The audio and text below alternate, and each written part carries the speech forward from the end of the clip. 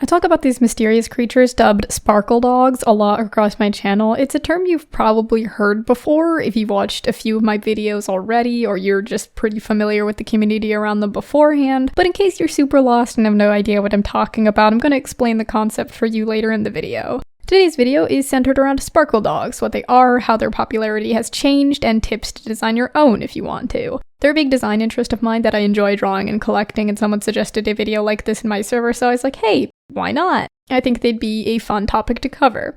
So yeah, without further ado, let's get started.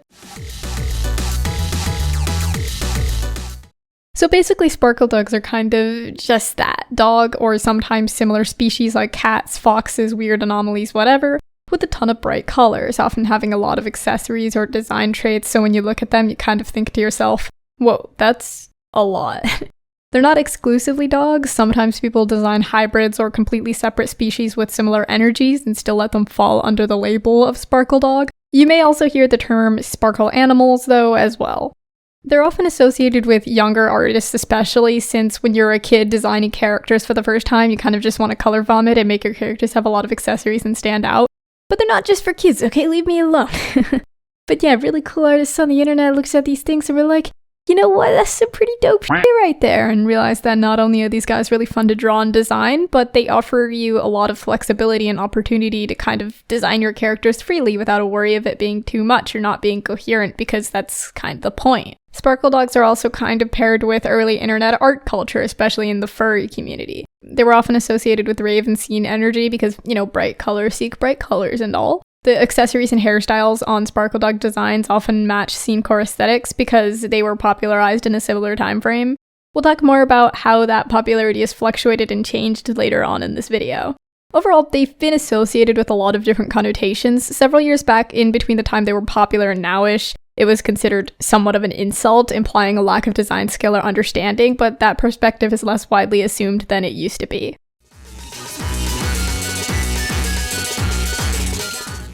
So I mentioned earlier that the popularity of Sparkledogs fluctuated, and cringe culture takes a big part of that responsibility.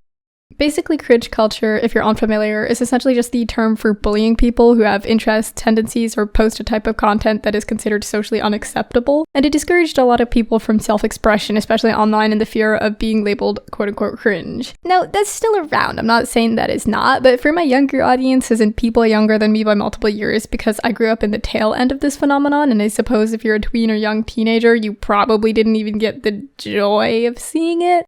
It was much more popular at a point in time. It's not unheard of or even uncommon to bully people for being cringe now, but in the art community, I think our trajectory of what we consider to be cringe has definitely changed, or at least from my perspective. Because when I was a kid, I grew up seeing a lot of these quote-unquote animation meme cringe compilation videos in my recommended, where some mid-ass artist who hasn't posted any of their own actual animations would scrounge up animation memes made by someone probably not a day past 10, and then put them into a video, sometimes with the extra benefit of their unconstructive and genuinely just uncreative and unfunny narration on the side, where they just basically laughed at how low the art quality was. And these were, like, very common. And I feel like if something like this was, like, posted on TikTok or something now, they'd get absolutely cooked in the comments by at least a handful of people, if not most of them, which you didn't really see happening on these videos 8 or so years ago. Nobody would really stand up against it, and if they did, not enough people would get behind that for me to see those comments. Not to say that the art community, TikTok especially, doesn't have a problem with literally tearing into children trying a new hobby for not being perfect, but it's definitely developed into more evolved bullying, where instead of some person saying, hey, this kid's animation looks like shit, here guys, look at this absolute comedic gold, and more of teenagers and young adults on TikTok gaslighting themselves into feeling like they have the moral high ground or feeling like they're helping people by straight up bullying them. And it's not so much people scrounging up random unpopular animation memes on YouTube anymore. People target one person at a time now, and then it goes absolutely viral.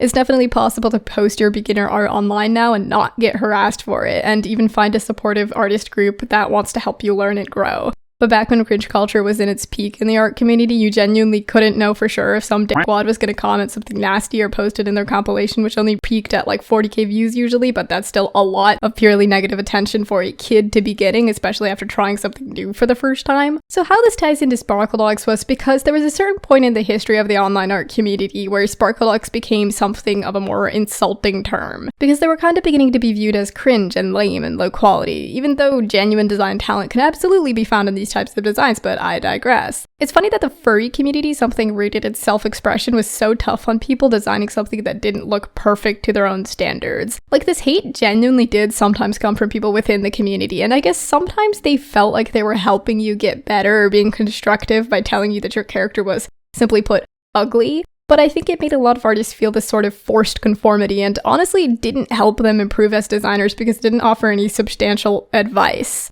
The point of character designing is to create something that makes you happy and fits your preferences of what looks good, and art is subjective. There are ways to give constructive design critique without telling them to straight up abandon the theme that they had. When I was a kid, I posted some drawing I did on DeviantArt, and mind you, my account was tiny. I wish I still had access to it, but I made it a long time ago before I had the brand usernames that I have now, and I just can't really remember what username or email I used for it. But anyways, some guy left a comment saying the character I drew was ugly because it had too many colors, and it hurt especially much because not only was I a kid with a sponge brain, but this was also the first comment I had ever gotten on that entire account. I didn't really get any traction, and I had like maybe 2 watchers at the time. He could have been constructive and given actual advice to make my character's colors work better together, which I probably still would have been hurt by since I was a kid and young art kids take everything as an insult, but just not hurt so much. But he felt the need to tell me that it was just ugly with no advice on how to fix it or improve. And it was very discouraging. If it was just a troll outside the art community, I wouldn't really care. Those have existed throughout time, but to hear it from another artist was just a punch in the gut. But fast forward some years and the internet begins to heal. Well, not really, more like they got stitches for that massive injury and then ran out of the hospital and leaped off a building and has a completely new set of injuries now, but regardless, cringe culture in the art community began to die down. Now, I will say that there are some behaviors I don't think we should straight up normalize, and it's okay to discourage stuff in the art community that's a genuine problem, and I think discouraging it through humor is honestly one of the better ways to go about it, like that one Applejack drawing, if you know, you know. Where I don't think this should ever really apply is to things like self-expression that just honestly aren't a problem. If you're bullying someone for being cringe, I think you need to ask yourself 3 questions. Is this completely necessary? Am I just doing this for comedic value? Or is there a real reason I think it should stop? Is this person a child doing stuff that would reasonably be expected of someone their age, such as underdeveloped art skills or just childish content creation?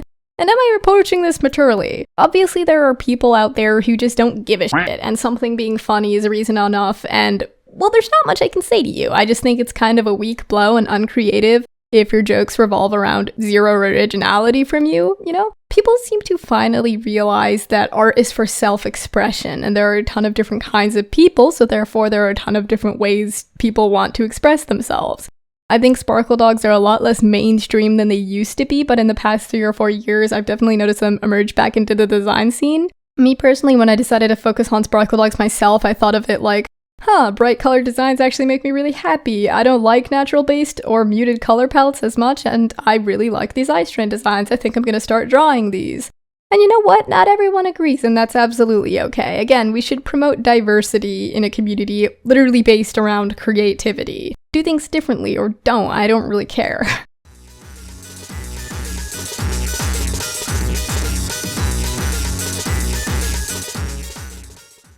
Another question I've received from time to time is how to actually make a Sparkledog design. It's seemingly something that a lot of artists struggle with if they didn't kind of start out designing by color vomiting, and I am here to tell you to just not overthink it, which probably doesn't sound helpful at all. Let me elaborate. I think the trick with making cool Sparkledog designs is that you can kind of range from any level of simplicity to complexity and it can still look great. The point is to make the colors look super random. The point is to get funky with the design traits and accessories. That's not to say that you can't apply any designing skill or understanding, but don't limit your imagination. Think of traits that would be cool for a character to have, or visualize your character with them and see which stick. Some of them? All of them? For example, does your character have wings? What kind of wings? Bat wings or feathered or some other kind? What do you like better? Bat wings? Alright, cool, they have bat wings. Does your character have horns? What do they look like? How big are they? Do they curl or are they straight? Are they rounded or sharp? Perhaps one is chipped?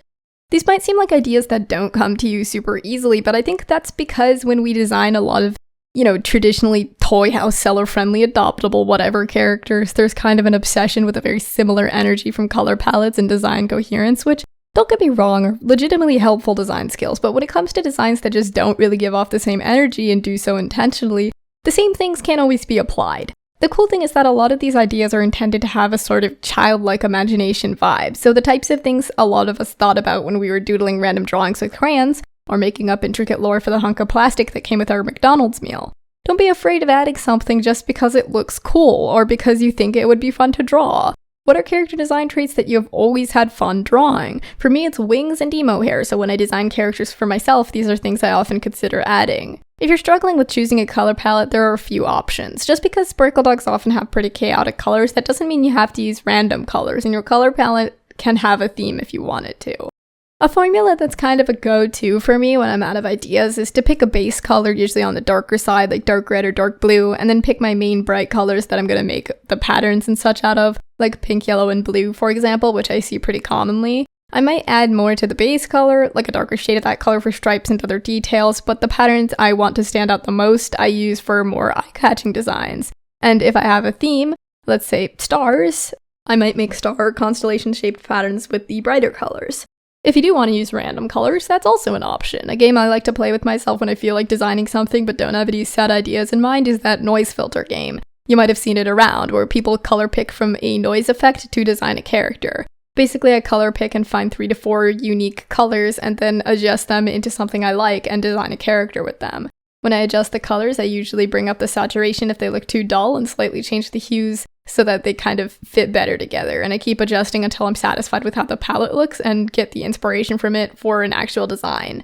And yeah, those are my tips for how to make a Sparkledog. Maybe I'll make a coherent tutorial later on, but if you have any more questions about designing one, feel free to ask me on Tumblr or in the comment section. I may or may not see it, but maybe someone else in the comment section will and can help you out.